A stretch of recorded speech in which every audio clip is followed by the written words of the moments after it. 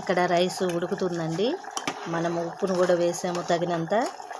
Rice ఉడకాలి, బాగా మూత పెట్టి ఉడికించుకుందాం.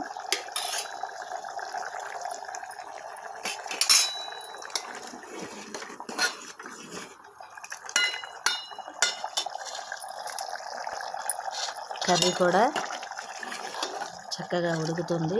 కొంచెం సేపు ఉడికి ఆ వాటర్ అంతా మగ్గాలి కొంచెం. ఫ్రెండ్స్, ఎంతో టేస్టీగా యమ్మీగా ఉండే కర్రీ రెడీ అయిందండి. ఈ విధంగా గ్రేవీగా ట్రై చేయండి ఒకసారి, బాగుంటుంది. ఫ్రెండ్స్, చాలా చక్కగా ఉంటుంది కర్రీ. ట్రై చేయండి ఈ విధంగా. మీకు కూడా నచ్చిందంటే ఒక లైక్ చేసి కమెంట్ చేయండి. అలాగే సబ్స్క్రిప్షన్ చేసుకోండి ఫ్రెండ్స్. ఈ సండే మా భోజనం ఇది. మీరేం చేసుకున్నారో కామెంట్ చేయండి.